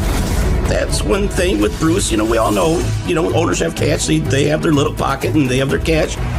And it's not uncommon to have $2, $3, $4, $5 grand on you for cash, for change, just as how it's done. But then Shari tells investigators something intriguing. She starts putting out that John Hutchinson owed Bruce about $2,000, and in their world, that's a lot of money. Rumors immediately pointed to John. Immediately. Cherie's theory was that, him and Bruce got in an argument over the money. She claimed that Bruce was upset that this money hadn't been paid back yet. Police begin to wonder if John Hutchinson is the person they're looking for, and Shari is free to go. In the aftermath of her husband's murder, Shari's long-distance relationship with Jerry Cassidy suddenly goes from dozens of emails and calls a day to zero. She's using excuses like she's grieving. She tries to deflect attention from the relationship now. You've had this relationship going on for several months now that's been hot and heavy, which all of a sudden is cooled beyond compare. He's calling, trying to get in touch with her to find out how she's doing, and she is not being responsive. And Jerry knows that something's wrong. As Bruce Miller's murder investigation continues, John Hutchinson cooperates with the police. Okay, John, you know why you're here today? Kind of, a little bit, yeah. But denies any involvement in his friend's murder. Police decide to dig further. Denial still stayed weak. He admitted his issues with the VIN switching. He admitted owing Bruce money. He's admitted to the parts where makes him a suspect. Detectives submit John to a polygraph or lie detector test at the sheriff's office. And when it concludes, John starts acting strangely. I failed. My life is over. So we observe John just talking to this machine that doesn't record, doesn't video, him telling the machine, I failed, I screwed up. My life's over with. This is bad. I screwed up. In my whole career, never has anyone witnessed a suspect talk to the polygraph machine once someone left the room. Detective Shanlian submits John Hutchinson to a second polygraph test. Both tests are inconclusive, and for now, police don't have enough evidence to make an arrest. Rumours start flying around town about more bizarre behaviour. Several days after the murder, we hear that Cherie was on a dance floor in a small town giving the person she was dancing with oral sex. She got on with her life. She started partying, and she would say that it was because she was drowning her sorrows over losing her husband. Despite this information, John Hutchinson remains the prime suspect. He now remembers a crucial detail about the night of the murder. John Hutchinson tells us, hey, I forgot to tell you, I went to the grocery store that night, and he was able to produce a receipt. That time coincided with what we believed was the murder. His big advantage was he was 30 miles away from the crime scene. And that's when we eliminated John Hutchinson as being a suspect. 3 months go by and police still have no leads in the mysterious murder of Bruce Miller. Then something incredible happens. I receive a call from an attorney who says he's in Kansas City, Missouri, and that he has information on our homicide. We're wondering to ourselves, why does somebody all the way in Missouri know about this murder 17 hours away? To everyone's astonishment, a briefcase bursting with secrets is about to solve the murder of Bruce Miller. Detectives travel to Kansas City, Missouri to find out about the shocking discovery authorities have made in the Bruce Miller murder case. The focus shifts from John Hutchinson to another person after a briefcase is found in Missouri. And there are documents and other letters that relate to the murder of Bruce Miller. It's a huge break, but the informant has committed suicide. And that man is Jerry Cassidy. This was completely out of the blue. We never had heard the name Jerry Cassidy. A suicide note is taped to his briefcase and confesses to killing Bruce Miller. And Jerry admits that he was so blind and so much in love that he didn't see the trail of deceit that Sherry exercised. Inside the briefcase is a treasure trove of evidence. In all the homicide cases I've ever investigated, I've never had evidence collected this long after a homicide occurred that was meaningful to solve the case. But the kicker inside this briefcase was an instant message that occurred starting on November 7th, the day before the murder. And this instant message lays out what was going to occur, how to get to the murder scene, how to park the car, what type of gun to use. The details are chilling. The couple meticulously planned Bruce's murder.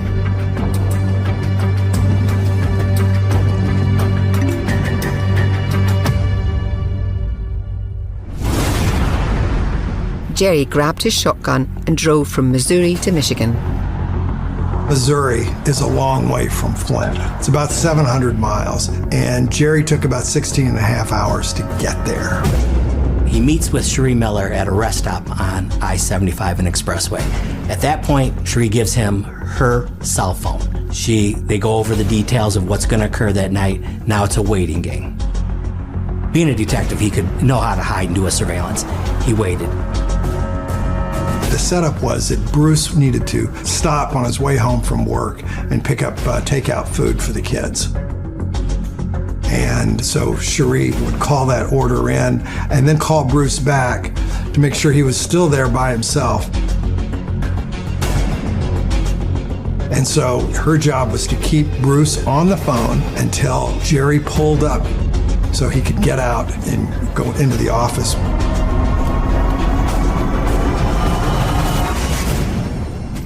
Bruce is sitting behind the counter in a chair, and before he pulled the trigger, he said, "Hi, I'm Jerry," so he would know who it was who was doing this. It must have been a confusing, awful last few seconds.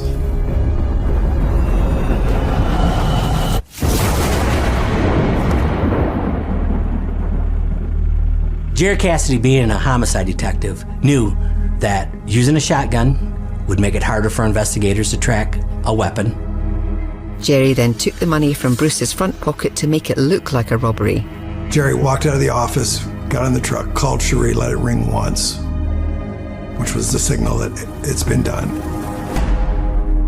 and then began the drive back to Missouri. In the months that followed, Jerry thought he and Shari would be together. But Shari had other plans. And after ghosting him, she quickly became involved with another man. I think that when she cut him off so abruptly, that all of a sudden he looked at things through a different set of eyes and realized then that he'd been played, that she had just manipulated him. A snake. The love of his life deceived him into murder. And now he has blood on his hands and unbearable guilt. He was trying to save her, but she didn't really want him. So he died still not knowing about all the lies she told him. He died not knowing that this whole thing was just a game.